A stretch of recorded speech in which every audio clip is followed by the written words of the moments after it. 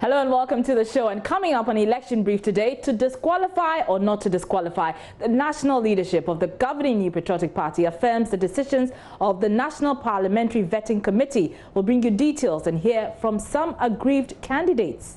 I heard on the news that I've been disqualified. And I'm like, disqualified? That's absolutely ridiculous. What privileges are there? Is the party trying to sacrifice me to give to him?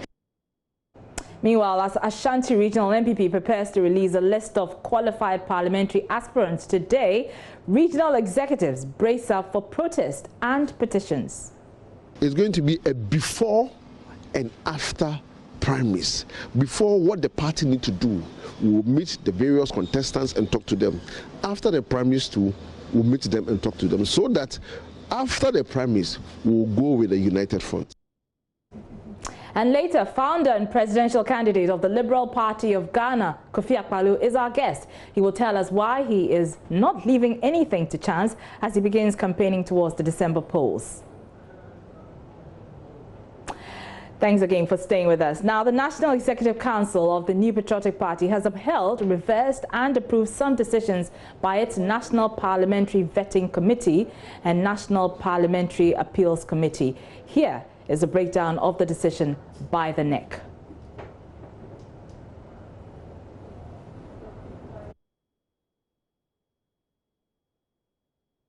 So we will be bringing you details of that, but the Greater Accra region, in the Greater Accra region, the NEC upheld the recommendations of the vetting committee in respect of all the aspiring candidates. The decision by the appeals committee to clear the opponent of Moses Enim in Trobu, Edward Addo, who was initially disqualified by the vetting committee, was thus reversed. In the Western North, the NEC reversed the decision of the appeals committee to disqualify former BOST CEO Alfred Obeng in the Bibiani constituency. He's therefore been reinstated as per the verdict of the vetting committee that initially cleared him. To the Western region now, and the NEC upheld all the decisions of the vetting committee. In the Northern region, the NEC approved the decision of the vetting committee to disqualify Emmanuel Kutin, the security analyst in the Saboba constituency, but reversed the decision to disqualify Osman Mahama in the Saboba constituency. So the Deputy Tourism Minister, Idi Ziblim, will not go unopposed. To the Ahafo region now, the NEC upheld the decisions of the vetting committee for all the candidates. In the Central region, all the decisions of the vetting committee were upheld, except that in respect of Evans Coleman of Agona West, he has been disqualified.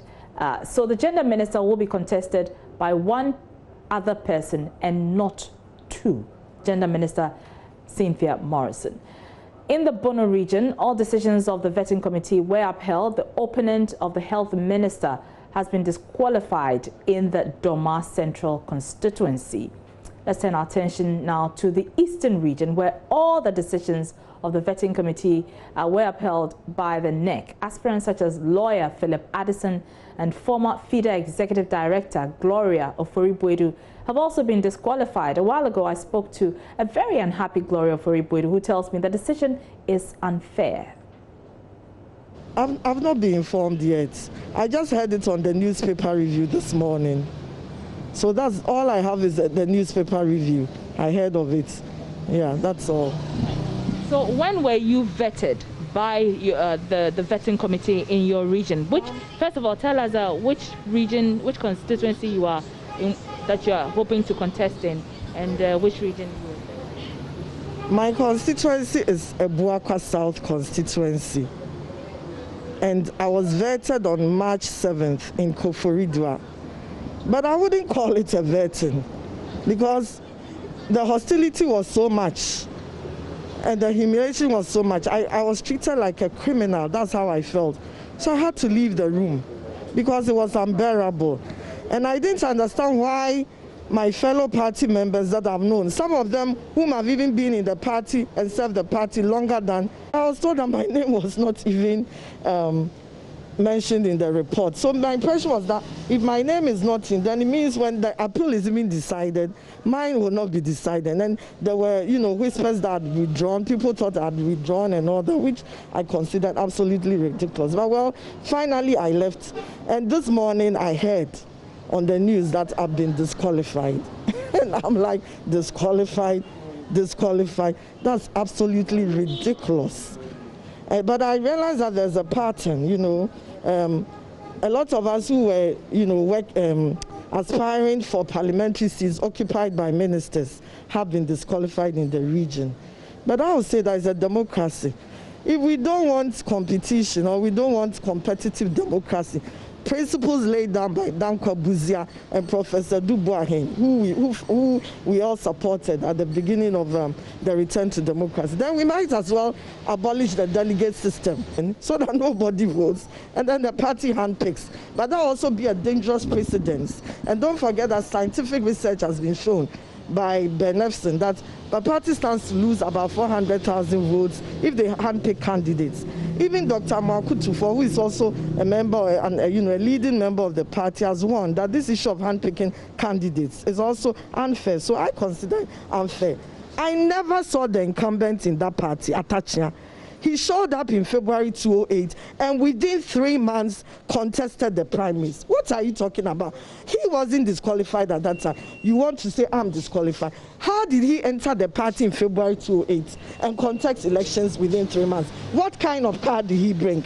What kind of card? What privileges is the party trying to sacrifice me to give to him? He should show us how he entered the party in February 2008 and was able to contest within 3 months. Then I'll consider it as fair.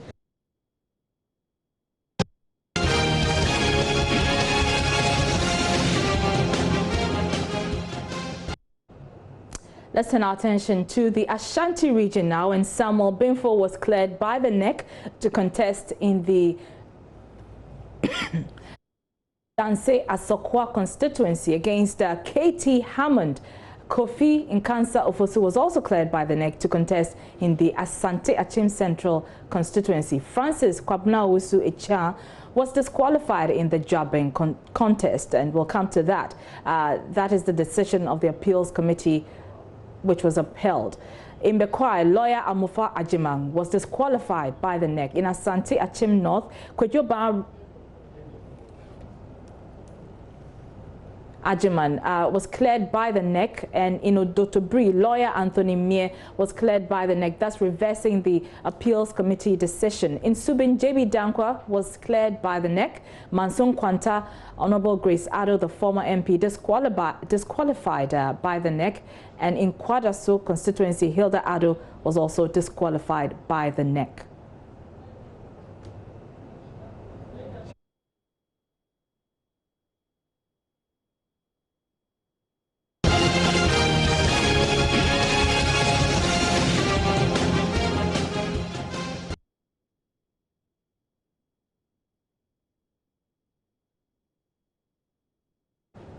All right, so thankfully, Madam Hilda Addo, who is contesting the Kwadaso seat but has been disqualified by the NEC, joins us via Zoom. Many thanks for your time, ma'am. What did the party executive say were the grounds for your disqualification? Hello, Madam Hilda, if you can hear me, what did the party executive say were the grounds for your disqualification?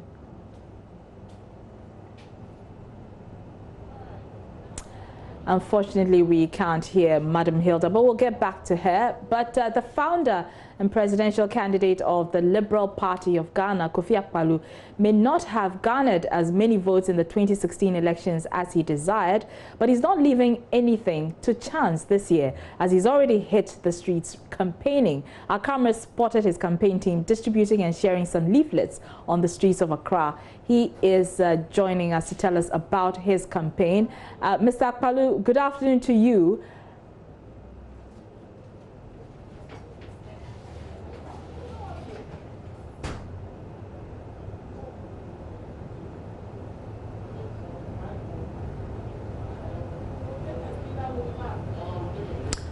All right, Mr. Akpaloo doesn't appear to hear what I'm saying. So we're taking a short breather. We'll fix that and we'll be right back.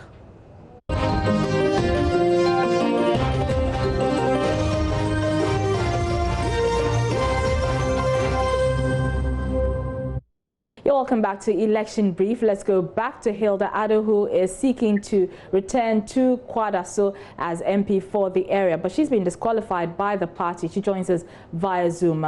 Good afternoon and many thanks for your time, ma'am. Good afternoon. So what reasons did the party give you for disqualifying you from the race? Thanks for the opportunity, but I don't have any information that the party has disqualified me. Have you got that information from the party? Well, that's the information that we are picking up from a list that we have seen that includes your name. So I'm sure that in due time they will be communicating it to you. But in the event that you are informed that you have been disqualified, what do you intend to do? Thank you. I don't want to comment on anything as of now because Mr. F.F. put it out there. That's all I know. And he was asked whether he was, representing the party on that issue. He said no. They had taken that decision, but they had not concluded it. So I don't know why he came out to put it on air. So I don't have any information. Nobody has informed me. I don't have any idea as to what is going on. Right, but have you been given any reason to believe that you will be disqualified, or the reasons why the party is not allowing you to contest in the race? I can't even believe that because about 4 years ago, I contested. We were 6 hours second. I went through the primaries successfully. They had the vetting, everything. Then 3.5 years later, almost 4 years now, we are going for another contest. I bought my form, I qualified, everything. We went for the vetting, everything, I was fine. So I don't see the reason why somebody should come out now and tell me that somebody went to the appeals committee to maybe request that I be disqualified. I don't know.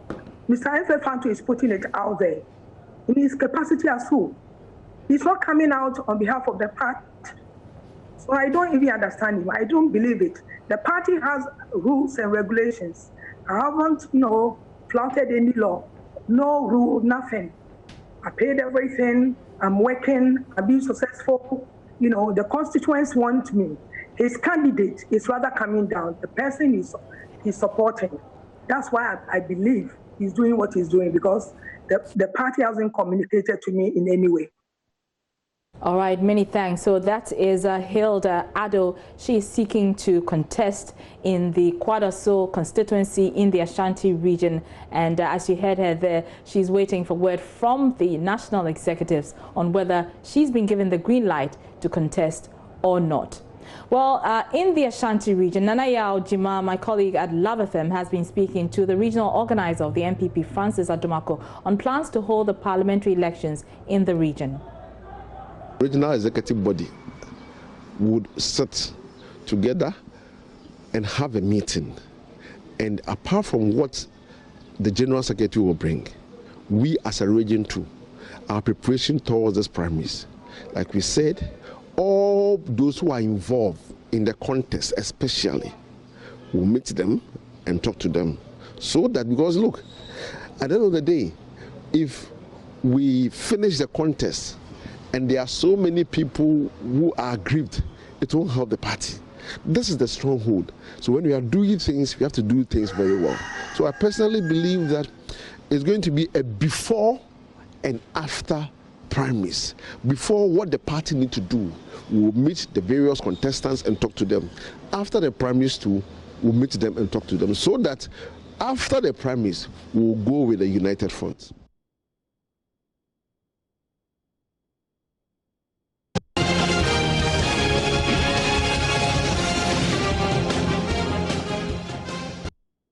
Well, it appears all is not lost for the aggrieved aspirants. The party is urging restraint and assuring them that their concerns will be heard. MPP Director of Elections, Evans Nimako, says the party is ready to examine any petition brought before it ahead of the primaries. For us, all these issues, we are human. And so, yes, disagreement will come when official reports are communicated through the General Secretary. Appropriate actions are Have you had any official reports of grievances? If we are asking in reference to the primary, this ongoing process to conduct our primaries, yes, some people submitted petitions to the General Secretary to be forwarded to the National Parliamentary Appeals Committee, which was chaired by Mr. Peter McMahon, our former chairman, 2016 campaign manager, and still 2020 campaign manager. It tells you.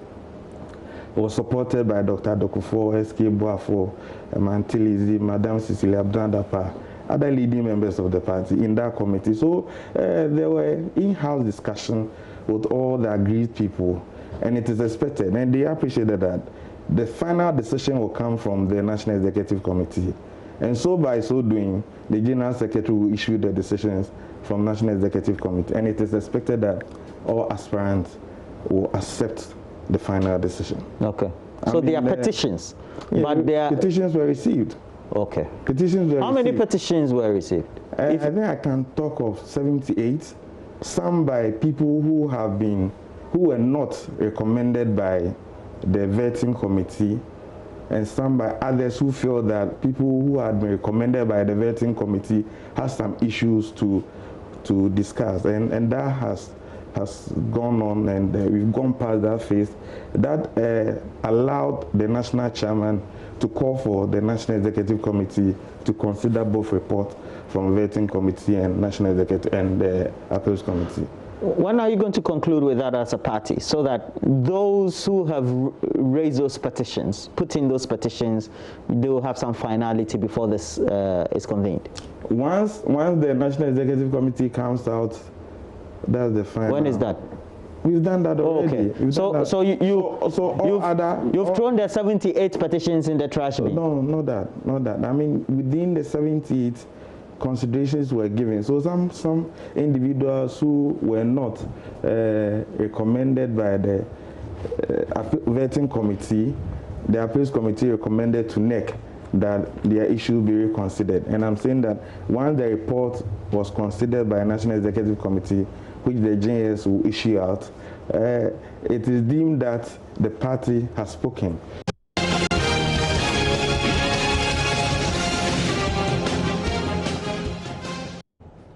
And as the party gives assurances of, hearing all the petitions, some supporters of aggrieved candidates are still protesting. Now, just yesterday, some youth in the Offensive South constituency invoked curses on any individual or group attempting to disqualify any of the 4 aspirants contesting the incumbent member of parliament, Ben Abdallah Banda, to go unopposed. One of the aggrieved constituency delegates and spokesperson for the Offensive Man Youth Action Movement, Osahene Boachi Yadom, joins us right now. Many thanks for your time. Why do you anticipate that the MP would be allowed to go unopposed?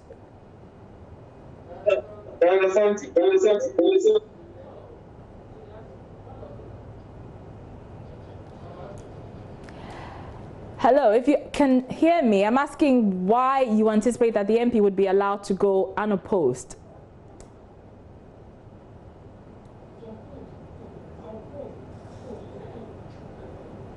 The campaign team of Honorable Ben Abdallah, we saw them jubilating on the street. And then when we asked why, they said Honorable Ben Abdallah has been declared unopposed. So we were told by the campaign team of Honorable Ben Abdallah. You were okay, so that's why I anticipate. Okay, well, the General Secretary John Boedu has given assurances that no sitting MP in the region would run unopposed. Isn't that enough assurance? When did that happen? He has been speaking on several networks. Well, maybe that comes today. I don't know when that came, but maybe it came after what we did yesterday. And I won't be surprised if that was what prompted him to withdraw the earlier statement that, you see, we heard him speaking to some people. We heard some of their communicators talking on other networks saying that John Boedu will announce those constituencies that people will be disqualified today. And he did mention the name of Offenso South, Bekwai, Obuasi, and Bantama. So our question is, why did they mention Offenso and not any other place, not any other constituency? So why were they jubilating? So before they jubilated, we saw a lot of muzzle-built men in the town. And our investigation told us that they are here to see to it that nobody took to the streets when they announced Honorable Ben Abdallah unopposed. Okay. And this gives us more reason to believe that indeed they want Honorable Ben Abdallah to go unopposed. Well, I guess time will tell, and we'll have to see whether they allow any other person to contest Honorable Ben Abdallah. Let's move to the Northeast region where correspondent Ilyasu Tanko is reporting over 300 supporters of the MPP in the Nalerigu Gambaga constituency are protesting the alleged disqualification of a parliamentary candidate who is supposed to be contesting Hajia Alima Mahama. Ilyasu, if you can hear me, who is this person and why are they protesting? What information do they have? Well, the aspirant is Mr. Peter Wunibaga. He was suspended from the party last month following an alleged comment that he made on radio. And he was subsequently fired from his job as a deputy national NADMO coordinator. The supporters here, according to them, that they have information that the party leadership, both in the region and national, are plotting to disqualify Mr. Peter Wunibaga from this particular contest. According to them, Mr. Peter Wunibaga, after his removal from the office, was invited by the party national leadership, saying that they were going to investigate the allegation he made on radio against the incumbent member of parliament, Hajia Alima Mahama, and the regional executives. And they are party supporters here claiming that they see that particular invitation as a plot to disqualify Mr. Peter Wunibaga. And so for this reason, they have fought on the street. Since morning, they have been demonstrating. As we speak, they have walked from Nalerigu to Gambaga, where they are continuing this particular protest. All right, many thanks for that update. And that's Ilyasu Tanko reporting from the Northeast region, specifically from the Nalerigu Gambaga constituency, where there is a protest against claims that Hajia Alima Mahama will be allowed to contest unopposed. And that's how we wrap it for Election Brief for today and this week. We are back next week, but always remember, this is the place to stay. I'm Arba Kumson. Have a good afternoon.